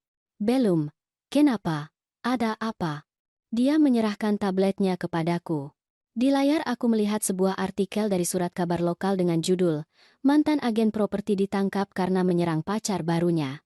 Foto itu menunjukkan Budi dibawa oleh polisi, tertunduk. Dia tidak pernah berubah, komentar Ayu, tanpa kejutan dalam suaranya. Seperti yang ibu bilang, pria seperti dia jarang berubah. Aku mengembalikan tablet itu, merasakan campuran aneh antara kesedihan dan pembenaran.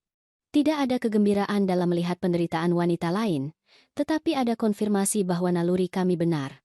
Keputusan Ayu untuk meninggalkannya, untuk membebaskan diri, benar-benar diperlukan. Apa yang kamu rasakan melihat ini? Tanyaku, penasaran tentang keadaan emosionalnya. Dia merenung sejenak, mengaduk cangkir kopinya dengan tanpa sadar. Syukur, karena ibu membantuku melihat siapa dia sebenarnya, dan kedamaian tertentu, mengetahui bahwa dia sekarang menghadapi konsekuensi dari tindakannya. Kami tidak perlu mengatakan lebih banyak. Kami berdua tahu bahwa kisah kami bisa berakhir sangat berbeda, yang jauh lebih tragis, jika kami tidak menemukan kekuatan kami tepat waktu. Sore itu, saat Ayu berada di yayasan, aku kembali ke balkon dengan buku harian Joko. Aku membaca kembali entry yang dia tulis tentang mengajari Ayu naik sepeda. Jatuh hanya menang jika kamu tidak bangkit. Itu dia. Inti dari seluruh perjalanan kami. Tidak peduli berapa kali kami didorong ke lantai, oleh orang, oleh keadaan, oleh hidup. Yang penting adalah kemampuan kami untuk bangkit, lebih kuat, lebih bijaksana, lebih bertekad. Jatuh di dapur hanya itu, jatuh. Menyakitkan, menghinakan, berkesan. Tetapi itu juga merupakan awal dari pendakian, saat dimana baik Ayu maupun aku akhirnya mulai bangkit. Aku melihat kota yang terhampar di bawah, hidup dan bersemangat dalam cahaya matahari terbenam. Aku memikirkan semua wanita yang tinggal di sana, muda dan tua, kaya dan miskin. Banyak dari mereka mungkin pada saat yang tepat ini menghadapi jatuh mereka sendiri, penghinaan mereka sendiri. Dan aku berharap agar masing-masing dari mereka dapat menemukan di dalam diri mereka kekuatan yang sama yang selalu dilihat Joko dalam diriku, kekuatan yang ada di sana selama ini, hanya menunggu untuk dibangkitkan. Jatuh hanya menang jika kamu tidak bangkit, aku mengulangi dengan lantang, sebagai janji pada angin, pada bintang-bintang yang mulai menghiasi langit, pada semua wanita yang sepertiku telah didorong ke lantai. Dan terutama, janji pada diriku sendiri, wanita yang akhirnya belajar untuk berdiri tegak, dengan kepala terangkat, tak terkalahkan dalam kekuatan yang baru ditemukannya. Aku tidak akan pernah lagi dijatuhkan. Aku tidak akan pernah lagi membiarkan martabatku diinjak-injak. Dan selama aku hidup, Aku akan melakukan segala daya untuk membantu wanita lain menemukan kekuatan yang sama di dalam diri mereka. Karena pada akhirnya, ini adalah tentang kisah kami, bukan tentang balas dendam atau pembalasan, tetapi tentang transformasi, tentang metamorfosis, tentang memecahkan cangkang kehidupan yang dibangun di atas kepatuhan dan terlahir kembali sebagai orang yang selalu kita takdirkan untuk menjadi. Itu adalah warisan sejati yang ditinggalkan Joko untuk Ayu dan aku, bukan miliaran properti dan investasi, tetapi benih kepercayaan diri, martabat, harga diri. Warisan yang tidak akan pernah bisa direnggut oleh siapapun dari kami. Sekarang, jika kamu menyukai kisah ini, klik berlangganan dan beritahu aku di komentar, bagian mana yang membuatmu tercengang. Oh, dan jangan lupa menjadi anggota untuk mendapatkan akses ke video eksklusif yang tidak aku publikasikan di sini.